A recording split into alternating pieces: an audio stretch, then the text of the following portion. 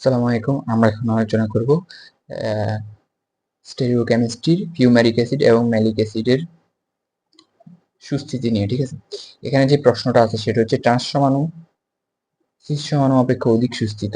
এটা হচ্ছে রসায়ন তৃতীয় বর্ষ। আচ্ছা, ট্রান্স সমাণুর ক্ষেত্রে ট্রান্স সমাণুর ক্ষেত্রে যেটা হয়, এই সমাণুটা অধিক সুস্থিত হয় কারণ ট্রান্স সমাণুর দুটি বন্ধনী গ্রুপ পরস্পর দ্বিবন্ধনের বিপরীতে অবস্থান করে। অর্থাৎ এই ফিউমারিক অ্যাসিডটা হচ্ছে ট্রান্স সমাণু, ঠিক আছে, এটা বিপরীতে অবস্থান করে। ঠিক আছে, কিন্তু সিস সমাণুর ক্ষেত্রে যেমন ম্যালিক অ্যাসিড, সিস সমাণুর ক্ষেত্রে এটা একই দিকে অবস্থান করে।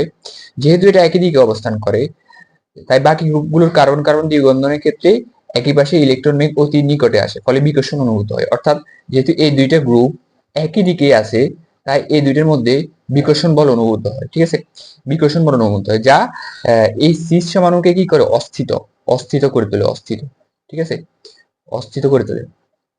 আচ্ছা, অস্থিত করে তোলে। ঠিক আছে, আর এরপর হচ্ছে যে অপরদিকে ট্রান্স সমাণুর ক্ষেত্রে সমান ও বিপরীত সর্বোচ্চ দূরে অবস্থান করে এবং স্টেরিক বিকর্ষণ কম অনুভূত হয়, অর্থাৎ বিপরীত দিকে অবস্থান করে। অর্থাৎ এটার দিকে অস্থিত করতে পারে না, ঠিক আছে, যেহেতু বিপরীতে অবস্থান করে।